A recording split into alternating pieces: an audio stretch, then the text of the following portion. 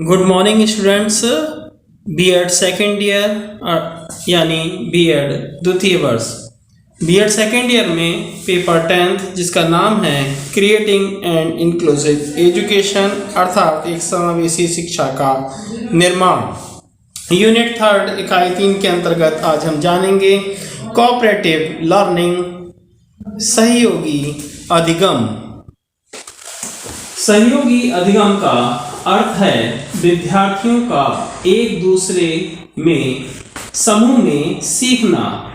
इस प्रकार का अधिगम बहुत जरूरी है जहां विद्यार्थी एक दूसरे के सहयोग से सीखते हैं, इसलिए इसे सहयोगी अधिगम कहते हैं।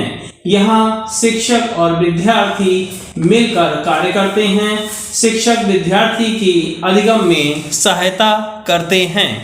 साथ ही इस तरह का अधिगम विद्यार्थी में सामाजिक कौशल भी विकसित करता है जिससे वह मिलकर कार्य कर सकें। यहाँ सहयोग से सीखना ही एकमात्र सीखने की तकनीक है। सहयोगी अधिगम मिलकर सीखने के सिद्धांत पर आधारित है। यह सहयोग के सिद्धांत एक सब के लिए और सब के लिए एक के लिए सब का ध्यान रखता है। अधिगम समूह सबके सहयोग के बिना कार्य नहीं कर सकता। मनोवैज्ञानिक प्याजे और व्योगोत्स्की ने भी इसे प्रभावित किया है। उनका मुख्य सिद्धांत इसके पीछे यह है कि एक दूसरे से वार्तालाप अधिगम में सहायता करता है।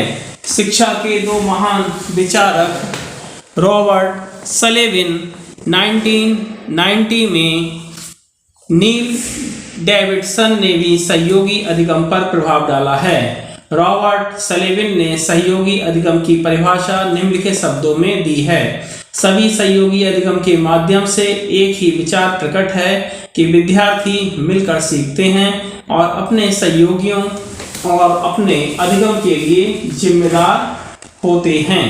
सहयोगी कार्य के साथ साथ विद्यार्थी समूह अधिगम के तरीके, समूह के लक्ष्य और सफलता पर विशेष बल देते हैं जो कि समूह के सभी सदस्यों द्वारा प्राप्त हो सकते हैं। इसलिए विद्यार्थी समूह अधिगम से मिलकर कार्य नहीं करते बल्कि समूह में मिलकर ही सीखते हैं। अच्छे सहयोगी अधिगम के लिए कक्षा में विद्यार्थियों को एक ही संख्या में समूह में विभाजित कर दिया जाता है। प्रत्येक समूह को कुछ नाम दे दिए जाते हैं। सभी समूह अलग अलग शिक्षक के निरीक्षण में बैठते हैं। प्रत्येक समूह में एक विद्यार्थी, एक निर्देशक, एक विद्यार्थी रिकॉर्डर एक समय का ध्यान रखता है और एक रिपोर्टर का कार्य करता है। सभी समूह वृत्ताकार में बैठते हैं और प्रत्येक विद्यार्थी को बोलने का अवसर दिया जाता है। जब समूह में चर्चा होती है तो वहाँ विरोध भी होता है, परंतु जब एकमत होता है तभी निर्णय लिया जाता है।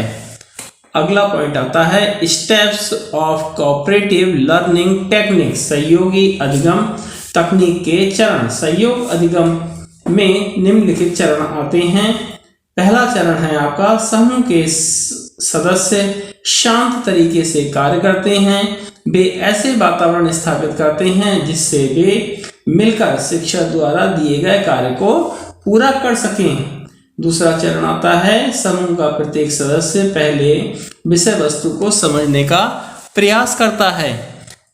तीसरा पॉइंट आता है एक सदस्य याद करता है और मुख्य तथ्यों का सार प्रस्तुत करता है। चौथा चरण आता है जब चरण 3 चल रहा है बाकी सदस्य सार के दोष और लोभ ढूंढने का प्रयास करते हैं। पांचवा चरण है वे मुख्य तथ्यों को विस्तार से बताते हैं और उन्हें जीवन के अनुभवों से जोड़ते हैं।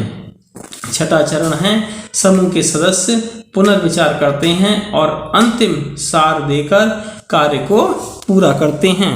अगला पॉइंट हमारा आता है प्रिंसिपल्स ऑफ कोऑपरेटिव लर्निंग, सहयोगी अधिगम के सिद्धांत। सहयोगी अधिगम के सिद्धांत में सबसे पहला आता है पॉजिटिव इंटरडिपेंडेंस, सकारात्मक अंतर निर्भरता। विद्यार्थियों की सोच प्रतियोगितावादी नहीं होती है। यह किसी तरह से ईर्ष्या पर आधारित नहीं होती है।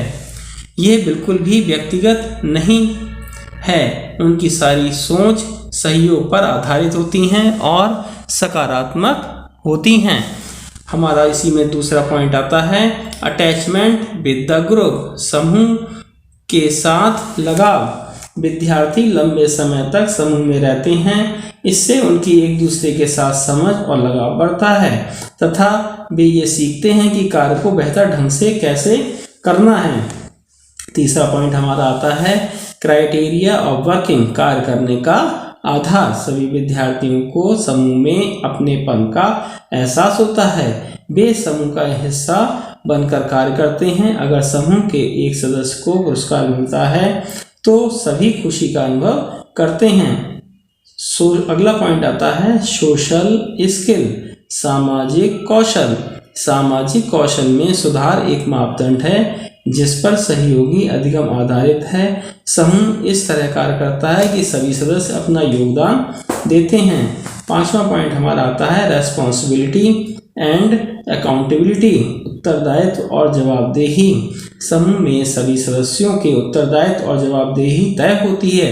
सभी सदस्य अपने उत्तरदायित्व को निभाते हैं। समूह में सभी के साथ कार्य करते हैं, परंतु प्रत्येक सदस्य जवाबदेह होता है।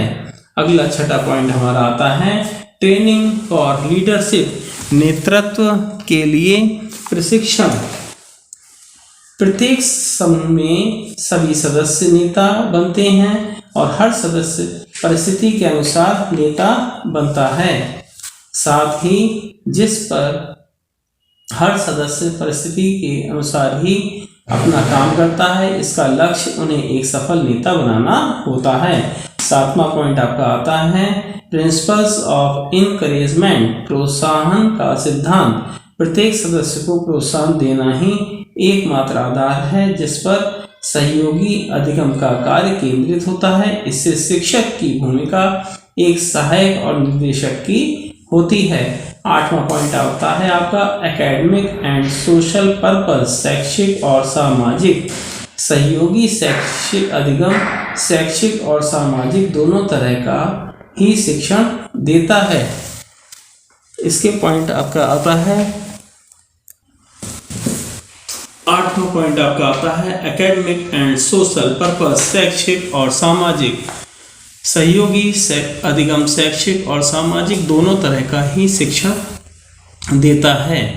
नवा पॉइंट आता है समूह निष्पादन, परफॉर्मेंस ऑफ द ग्रुप। समूह के सदस्य स्वयं अपना कार्य देखते हैं और वे किसी कार्य को बिना किसी पक्षपात के करते हैं। अगला हेडिंग आपका आता है ऑर्गेनाइजेशन ऑफ कोऑपरेटिव लर्निंग, सहयोगी अधिगम का संगठन। सहयोगी अधिगम का संगठन करते समय निम्नलिखित बातों को ध्यान में रखना चाहिए। जहाँ तक हो सके समूह को एक जैसा रखना चाहिए। विद्यार्थियों की योग्यता एक समान होनी चाहिए। विद्यार्थियों का विभाजन एक ही बार करना चाहिए जो पूरे वर्ष तक रहे। कई बार विद्यार्थी अपनी इच्छा अनुसार समूह बदलना चाहते हैं तो ऐसा नहीं होना चाहिए। सभी समूह को सही नाम दिए जाने चाहिए। समूह की संख्या कम से कम होनी चाहिए। सहयोगी अधिगम के लिए समूह के सदस्य वृत्ताकार में ही बैठें। जब विद्यार्थी समूह में काम कर रहे हों तो समूह में अंतर होना चाहिए ताकि वे एक दूसरे को परेशान ना कर पाएं। कुछ अच्छे विद्यार्थियों का समूह का नेता बनाना चाहिए। हर समूह में एक नेता होना जरूरी है। अगर कक्षा की संख्या अधिक है तो समूह भी बड़े बनाए जाने चाहिए।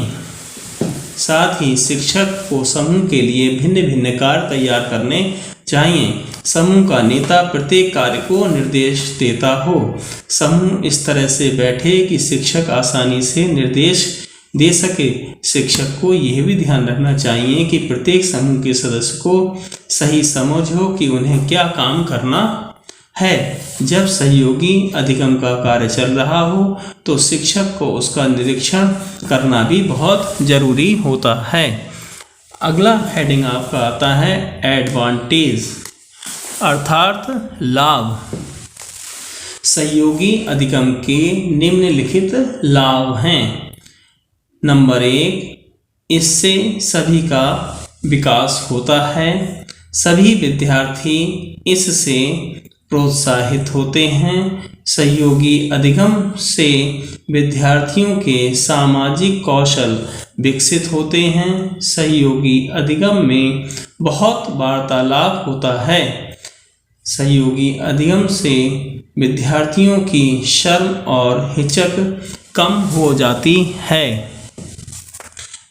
सहयोगी अधिगम से प्रत्येक विद्यार्थी अपने कार्य के लिए जवाबदेह होता है और इससे उनमें आत्मविश्वास भी बढ़ता है।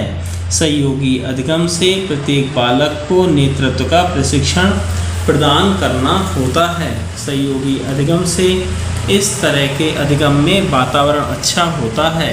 सहयोगी अधिगम से भाषा के अधिगम में सहायता मिलती है तथा अधिगम अर्थपूर्ण बनता है। सहयोगी अधिगम से अभ्यास ज़्यादा होता है जिससे बालकों में अधिगम में सहायता मिलती है। सहयोगी अधिगम से समूह के सदस्यों में बातचीत के अवसर बढ़ते हैं जिससे बालकों में अच्छे संबंध स्थायी रूप से बनते हैं। सभी सदस्य सहयोगी अधिगम से समूह में मनोवैज्ञानिक रूप से समायोजन करते हैं। सहयोगी अधिगम से सदस्यों की सामाजिक निपुणता बढ़ती है।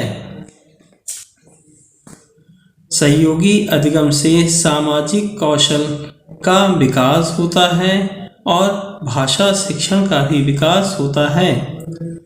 सहयोगी अधिगम से विद्यार्थी समय का सदुपयोग कर सकते हैं। सहयोगी अधिगम से छात्र विषय का अच्छी तरीके से ज्ञान हो जाता है।